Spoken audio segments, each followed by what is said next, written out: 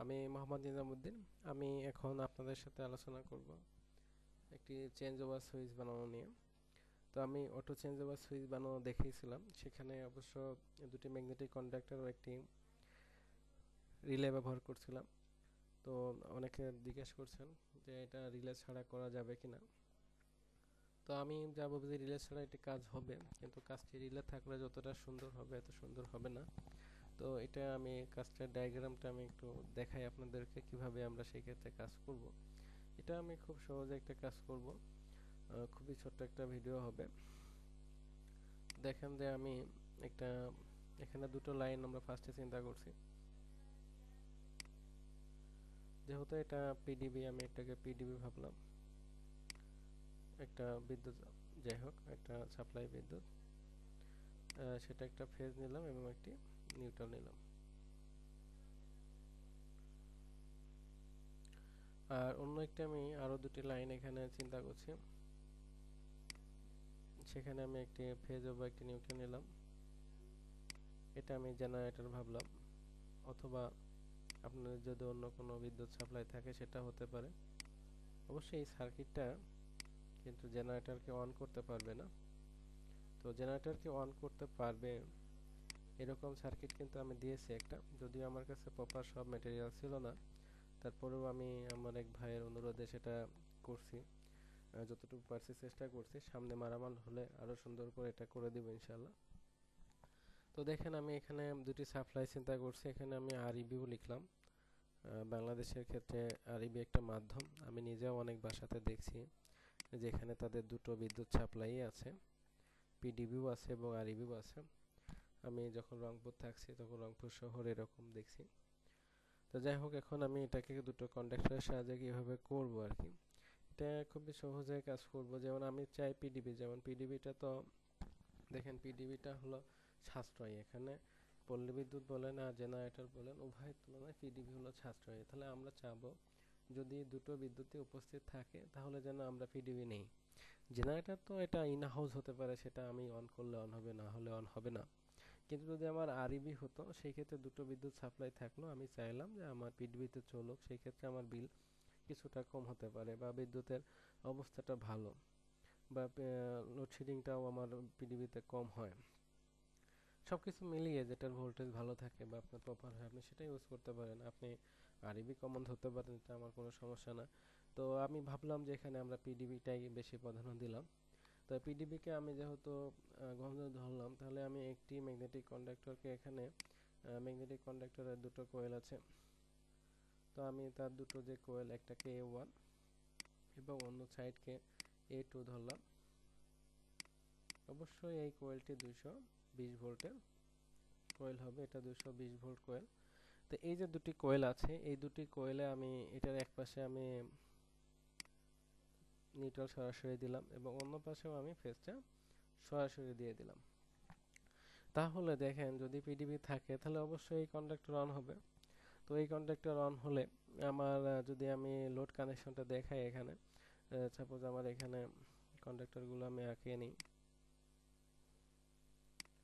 আমি এই সাইডে কন্ট্রোলিং দেখাচ্ছি আর এখানে অবশ্য এই কানেকশনটাও দেখাচ্ছি। যে সাপোজ এখানে মনে করেন যে আমার একটা ফেজ এবং আদারটা নিউট্রাল, এটা হলো পিডিবি ধরলাম, পিডিবি, এটা হলো ফেজ, এটা হলো নিউট্রাল। তো এই ক্ষেত্রে আমার যদি লোড থাকে, আমি এখান থেকে এটা সরাসরি লোডে নিয়ে গেলাম, টু লোড,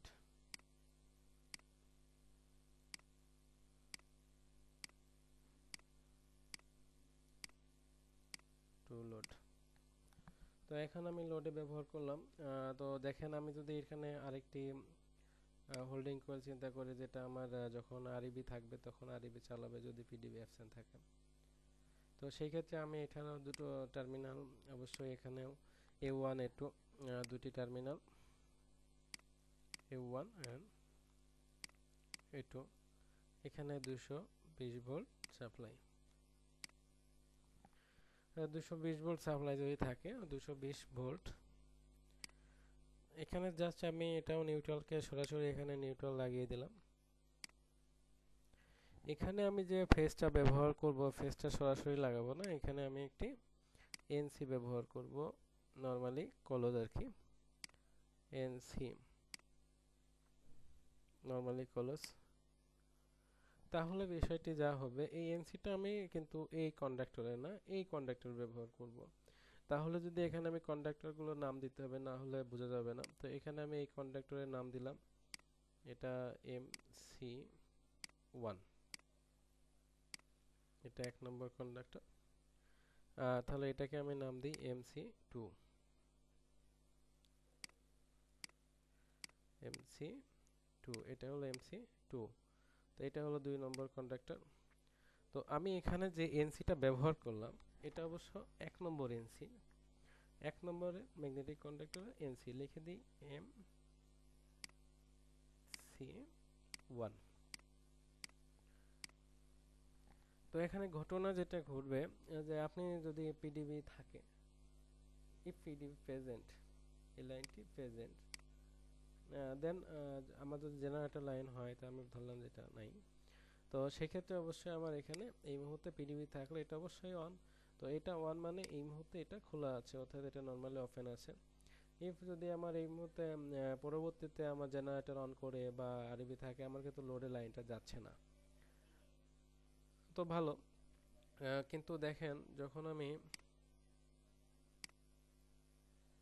এখন মনে করেন যে আমার এই লাইনটা নাই, এটা অ্যাবসেন্ট, এই লাইনটা নাই, PDB absent, PDB absent.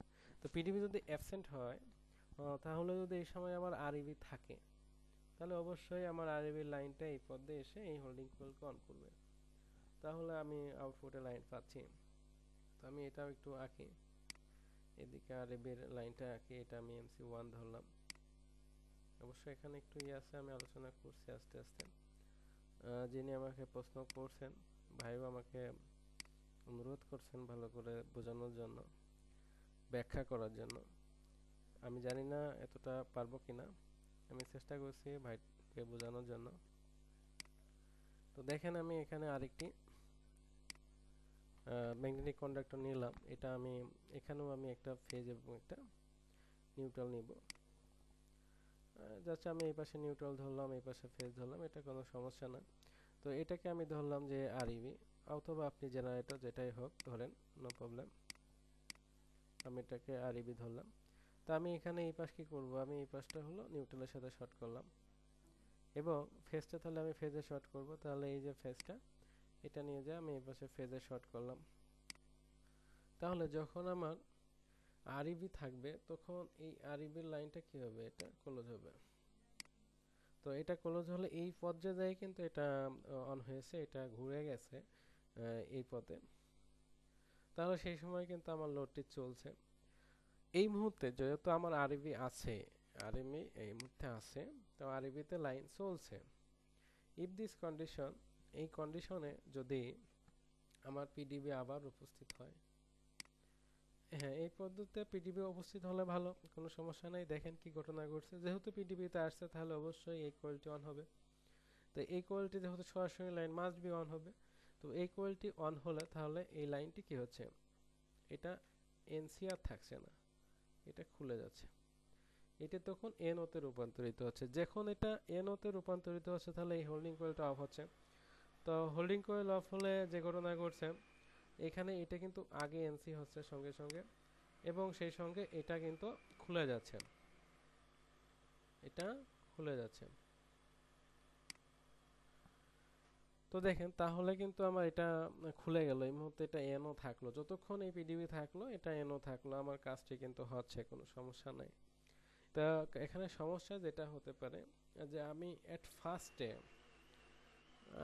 At the condition, এট ফার্স্টে যদি আমি একই টাইমে, যেটা টাইমটা মেলানো খুবই ক্রিটিক্যাল, আপনি একই টাইমে যদি দুটো লাইনটা দিই, সেক্ষেত্রে দুটো কন্ডাক্টর একটু বাড়াবাড়ি করবে একটু, এরপরে আমি মেবি আমি মনে করি যে এটাই অন হবে, এটা সমস্যা হবে না তেমন। বাট অ্যাট অ্যাট ফিউ মিনিটে যদি একই সময়, যেমন আপনি একটি সুইচ দ্বারা যদি এই দুটোকে চেক করার জন্য আপনি একটি সুইচ ইউজ করেন, সেই সুইচ দ্বারা দুটো ফ্ল্যাগ দেন, দুটো ফ্ল্যাগ দিয়ে একসাথে অন করবেন, দেখবেন দুটো কন্ডাক্টর একটু বাড়ি মানে একটু ওঠানামা করবে, ওঠানামা করার পরে এটা অন হবে, এটা অফ হয়ে যাবে।